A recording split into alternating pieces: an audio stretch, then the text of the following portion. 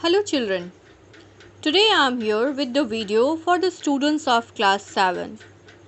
This is chapter number 10, Respiration in Organisms of your bio syllabus. Let's get started. One day Bujo and Paheli are the fixed characters which are present in NCERT book. One day Bujo was eagerly waiting to meet his grandparents who were coming to the town after a year. Means his grandparents were coming to meet him after a year. He was in real hurry. So he wanted to receive them at the bus stop itself. So he was waiting so eagerly. He wanted to receive them at the bus stop. And he ran fast and reached the bus stop in few minutes. He was breathing very rapidly, very fast. His grandmother asked him why he was breathing so fast. Bujo told her that he came running all the way. Now, there was a question which got stuck in his mind. Now he began to wonder why running makes a person breathe faster. All of you must have experienced this. When you run or do vigorous exercises, you train to breathe faster. Why this happens? The answer to Bujo's question lies in understanding why we breathe. So let us see. Breathing is a part of respiration. Breathing and respiration, these are two different things.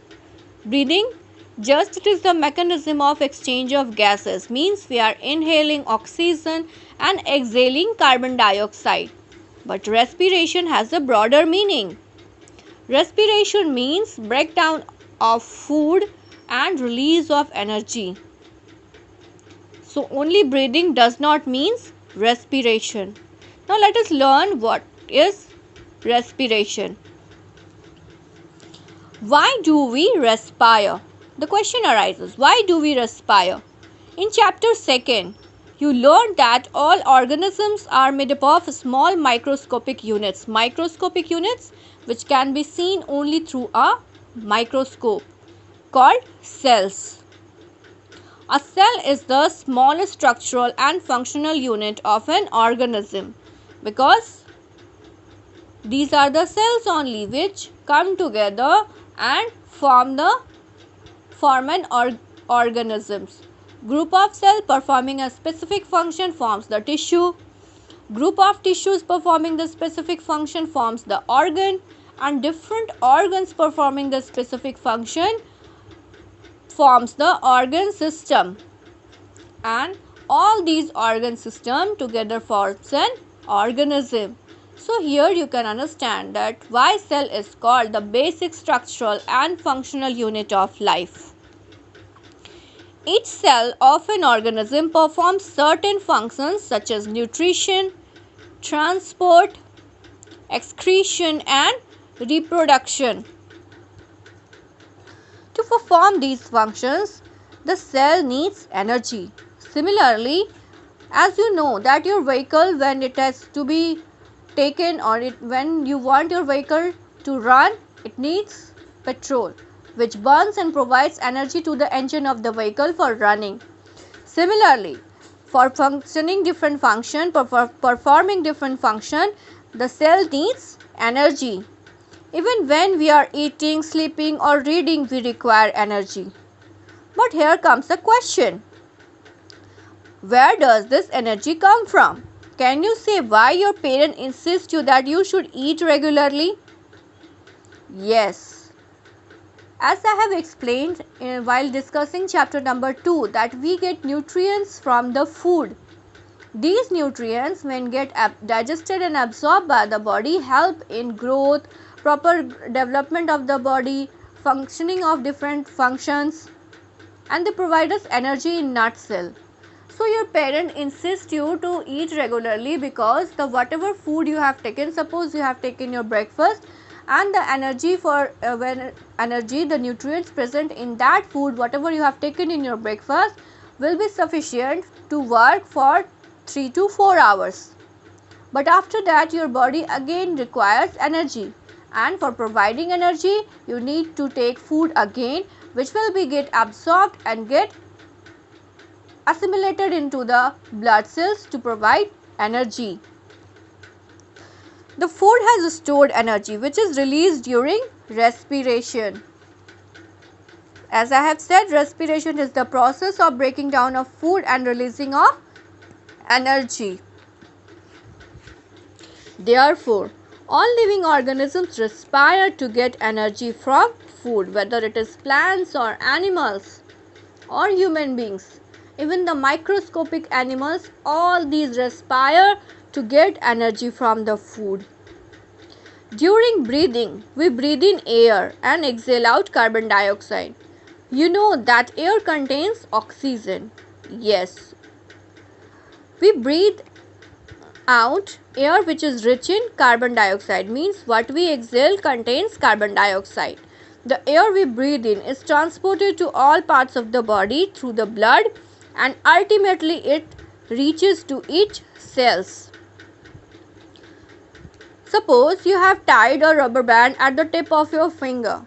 How do you feel after some time? Yes, you are right. After some time your finger, that point of the finger becomes numb.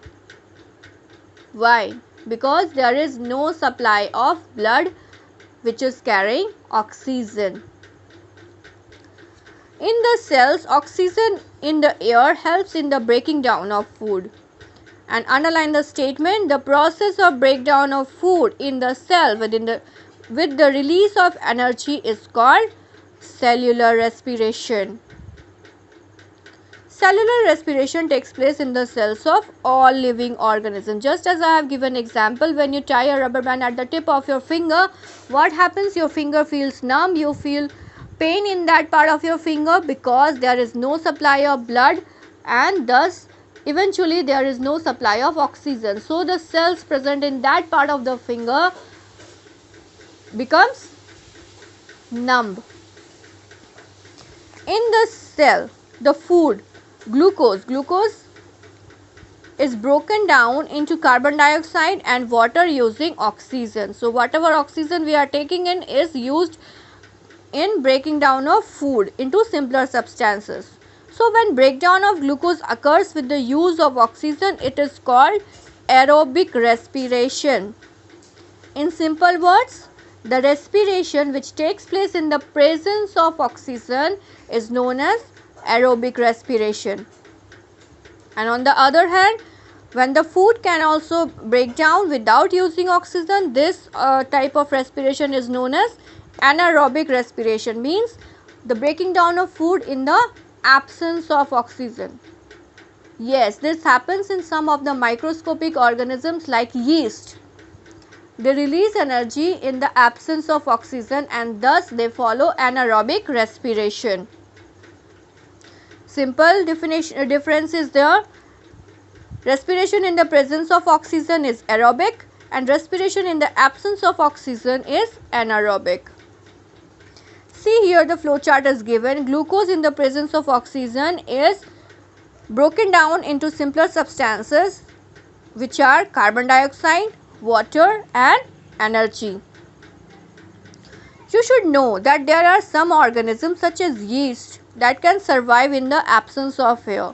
So they are called anaerobes. Underline the statement and here a question arises, why yeast are known as anaerobes? Because they can release energy, they can survive even in the absence of air.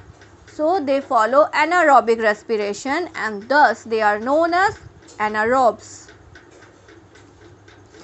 They get energy through anaerobic respiration. In the absence of oxygen, the glucose breaks down. As you have seen here, in the presence of oxygen, the glucose breaks down into carbon dioxide, water and energy.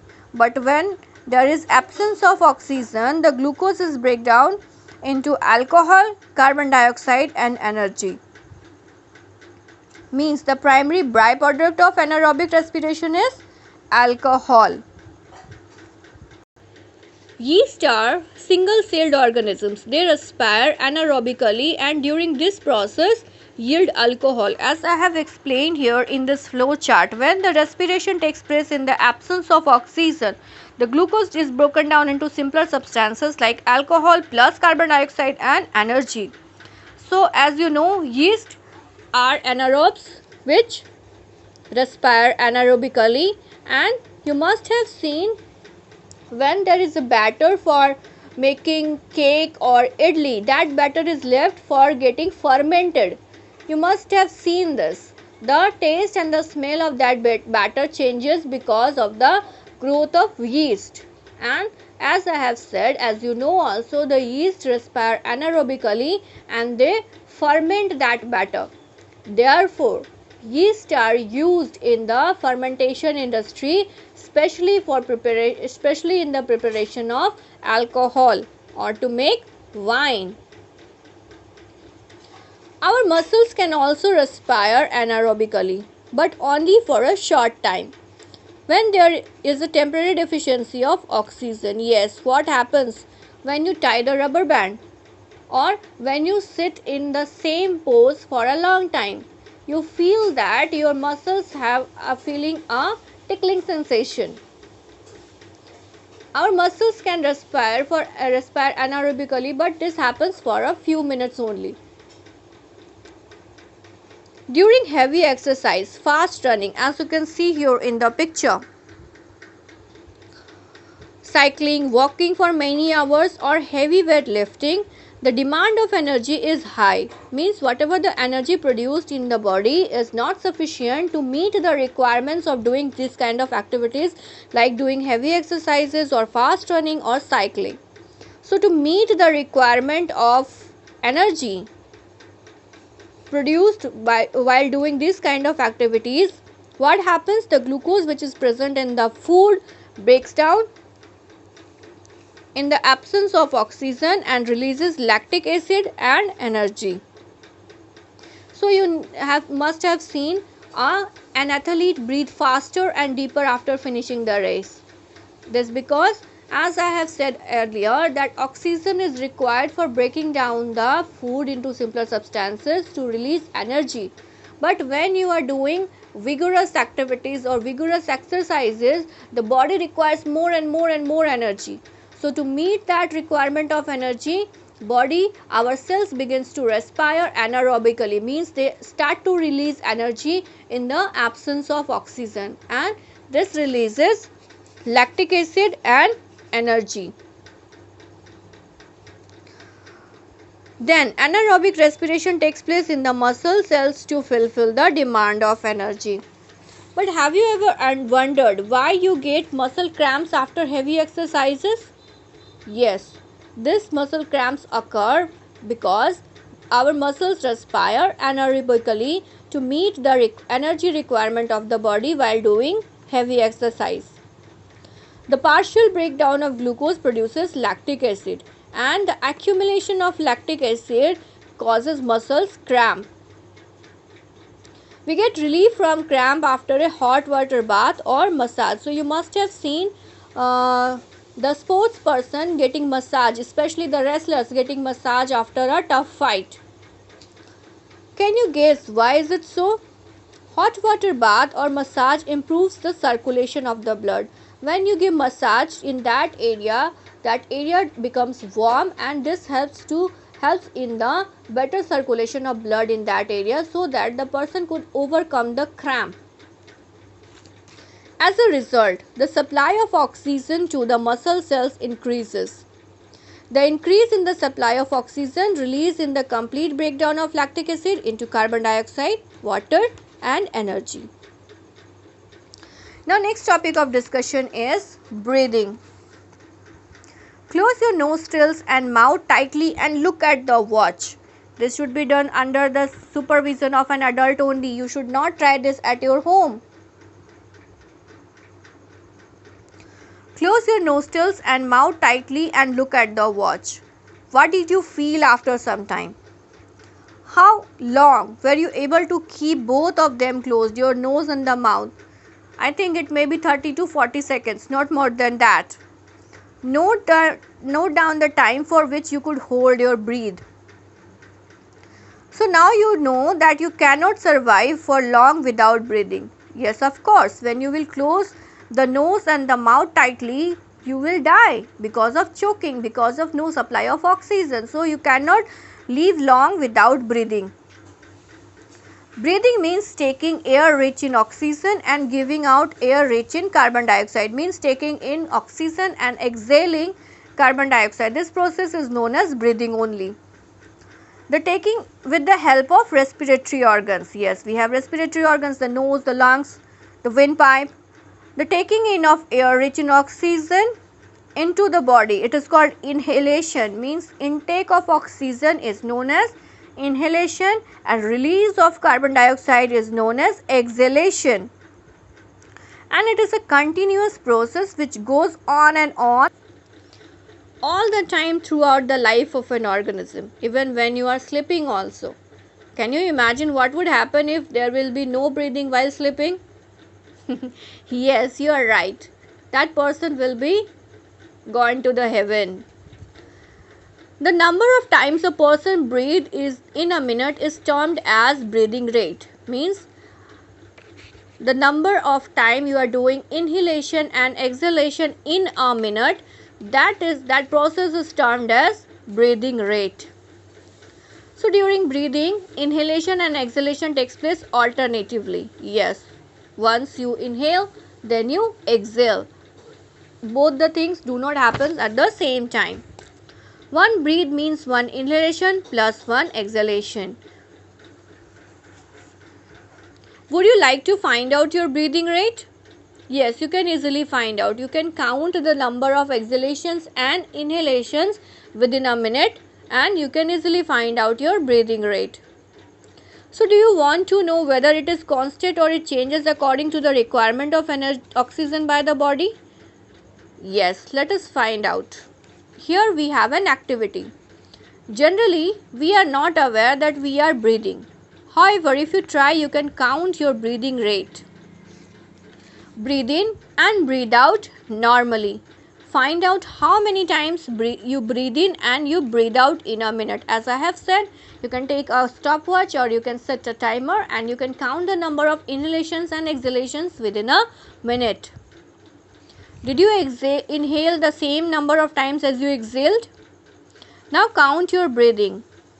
Number of breaths per minute. One breathing means one full inhalation and one full exhalation. After brisk walk means little speedy walk, and after running. Record your breathing rate as soon as you finish and also after complete rest. So you can see there is a difference. While you are at complete rest, the breathing rate is normal. When you walk briskly, your breathing rate increases, and when you are running, you respire, you breathe heavily so as to provide more oxygen to release more energy for running or walking speedily. From the above activity, you must have realized that whenever a person needs extra energy, he starts to breathe faster. As a result, more oxygen is supplied to our cells. It speeds the breakdown of food and more energy is released to meet the energy requirement of the body. So on an average, an adult human being at rest breathes in and out 15 to 18 times in a minute. This is the normal breathing rate of an adult human being. So during heavy exercises, the breathing rate can increase up to 25 times per minute. So while we exercise, not only we breathe fast, also we take deep breaths, thus inhale more oxygen. So your breathing you start to breathe with your mouth also, so that you can inhale more and more oxygen. It speeds the breakdown. As I have said, when you are doing any vigorous activity or exercise, you start to breathe faster, which increases the percentage of inhalation of oxygen and breakdown of more and more food to release the energy to meet the energy requirement. So can you say that all these terms are related also for feeling hungry? Yes. When you are at rest, your body does not require more energy, but when you are doing heavy exercises, your body is requiring more and more and more energy. So from where this energy will come? This energy will come from only the breaking down of food. So whatever breakfast or lunch or meal you have taken will be broken down more quickly, faster, so as to release more energy, and eventually you feel hungry.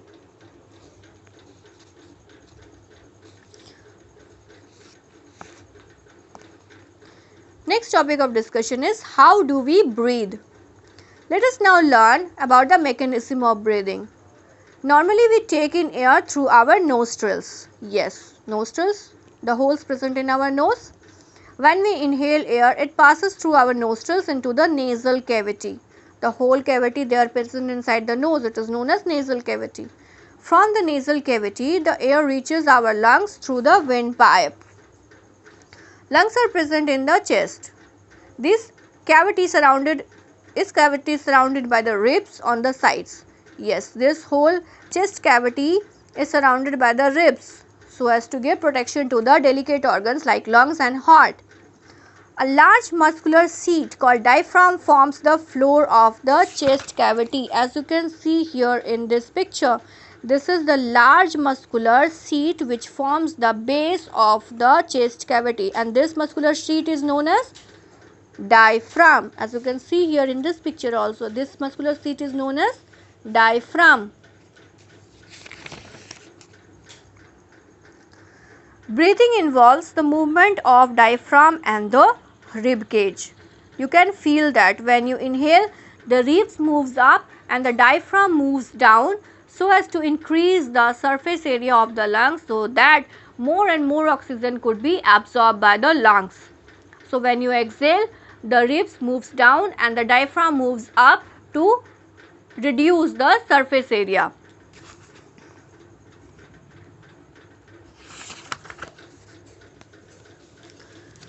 Take a deep breath. You can find this easily. Take a deep breath and keep your palm on your abdomen.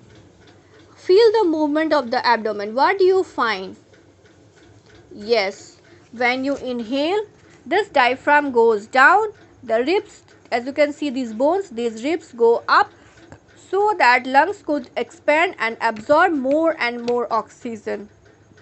And when you exhale, what happens? The ribs comes down and the diaphragm moves up to reduce the surface area. Here in the picture you can see whatever the things present inside the nose, this is the nasal cavity and it is also known as nasal passage. And this is the windpipe. This is pharynx. Pharynx is also known as voice box. Because of the action of wind, we are able to give out sound, various sounds. This is the trachea. Windpipe is also known as trachea. And you can see in the picture, this trachea is branched into the lungs.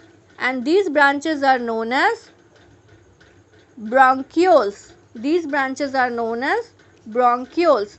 And there are sac-like structure present at the end of the bronchioles. And these sac-like structures are known as alveoli. These sac-like structures are known as alveoli.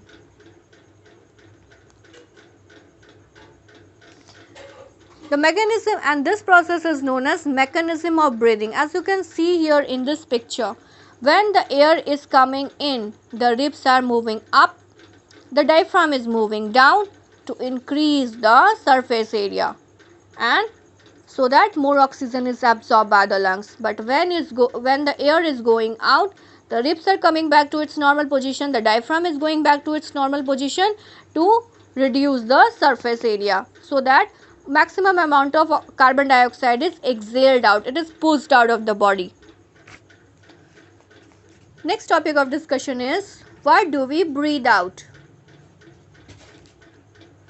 Before that, you can see here in the picture, you can take a measuring tape and ask your friend to measure the diameter of your chest while inhaling and exhaling. By measuring the diameter, you can easily understand that when you inhale, your chest cavity increases, the size of the chest cavity increases, and when you exhale, it comes back to the normal. So next topic of discussion is what do we breathe? Take a slender clean test tube, slender means thin, or a glass or plastic bottle. Make a hole in its lid and fix it on the bottle. Pour some freshly prepared lime water. Lime water means water mixed with calcium carbonate in the test tube. Insert the plastic straw in the hole such a way that it dips in the lime water. Now blow gently through the straw for a few times. Is there any change in the appearance of lime water? Yes, the lime water turns milky. This is because what we have exhaled? We have exhaled carbon dioxide. This carbon dioxide reacts with the calcium carbonate present in the lime water and turns it milky. Now let us read about the breathing in other animals. Animals such as elephants, lions, cows, goats, frogs, lizards, snakes have lungs in their chest cavity just like the human beings. But let us now see how do other organisms breathe. Do they also have lungs like those of human beings? Now let us find out. First of all, there is cockroach. A cockroach has small openings on the sides of its body, as you can see here. These are the small openings on the lateral side of its body, and these are known as spiracles. These small openings are known as you can see here, small dots are present. These small openings are known as spiracles. Other insects also have similar openings. These openings are called spiracles. Insects have a network of air tubes called tracheae. Our windpipe is also known as trachea. So insects also have a network of air tubes, and these air tubes are also known as trachea for the exchange of gases. Oxygen rich air rushes through the spiracles into the body tissue. Through this hole, the oxygen rich gases enter into the blood vessels and these are absorbed by the blood. The body tissues quickly diffuses the oxygen which is present in carbon dioxide which is present inside the body. Similarly, carbon dioxide from the cells goes out in the tracheal tubes and moves out of the spiracles. These air tubes or tracheae are found only in insects, not in other group of animals. So this sounds interesting because this network of air tube which is called tracheae or these spiracles are present only in insects, not in any other group of organisms. Next is earthworm. As you know, earthworm breathe through their skins. The skin of the earthworm feels moist and slimy on touching. Slimy means little viscous. Gases can easily pass through them because their skin is made up of semi-permeable. Semi-permeable means which allows the exchange of particular items, which allow the entry and the exit of particular items. Gases can easily pass through them. Though frogs have a pair of lungs like human beings, they can also breathe through their skin which is moist and slippery. As you know, frog is an amphibian. Amphibian means the animal which can live in water as well as on the land. So frog is an amphibian. When it is living inside the water, it breathes through its moist skin, and when the frog is on the land, it breathes through its lungs. Buju has seen in television programs that whales and dolphins often come up to the water surface. They even release a fountain of water sometimes while moving upwards. Why do they do so? So our next topic of discussion is breathing underwater. Can we breathe and survive inside water? No. Our respiratory system is not at all suited to breathe in water.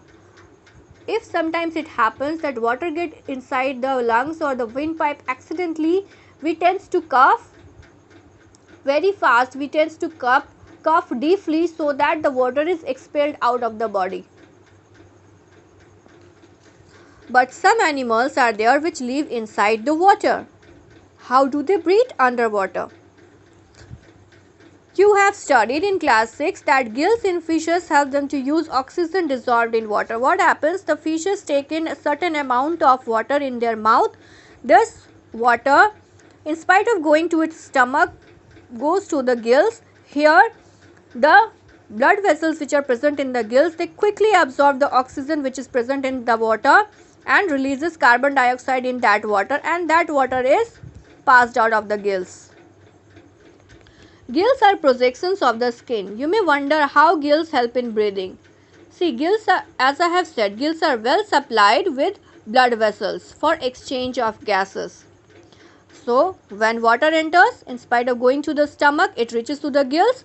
The blood vessels present inside the gills quickly quickly absorb the oxygen and release the carbon dioxide into water, and that water is passed out of the gills. How do plants respire? Do plants also respire? Till now you must have seen that plants do photosynthesis. They take in carbon dioxide and release oxygen. But plants also respire. They also take in oxygen and release carbon dioxide. During the day, when there is sufficient availability of sunlight, the rate of photosynthesis is more than the rate of respiration in plants. Means more photosynthesis occurs in comparison to the rate of respiration, and more oxygen is released. Because they are also preparing food, they also need to break down the simple glucose into simpler substances, so that they could get energy for their proper growth and development, for doing various cell functions. But during the day, when there is sufficient availability of sunlight, they tends to produce more oxygen and inhale carbon dioxide. But at night, what happens? When there is no sunlight, plants respire normally, like they take in oxygen and release carbon dioxide just like other living organisms.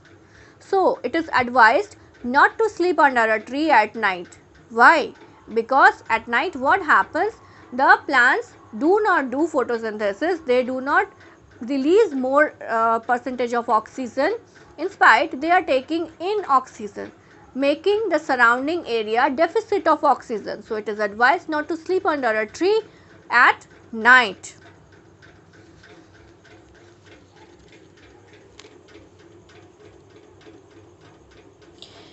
In plants, each part can independently take in oxygen from the air and give out carbon dioxide.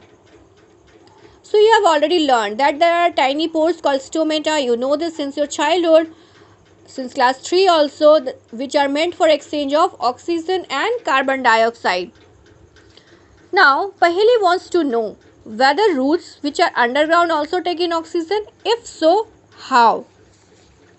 Yes, like all the other living cells of the plants, the root cells also need oxygen to generate energy. Roots take up air from the air spaces present in between the soil particles. As you can see, this is the root here and these are the soil particles. As you can see, there are empty spaces present between the soil particles, and the root cells breathe in oxygen through this air spaces. So, it is advised not to water excess the potted plants, because in the pot the water do not run away easily, making the air spaces deficit of oxygen, and thus the root of the plant get damaged.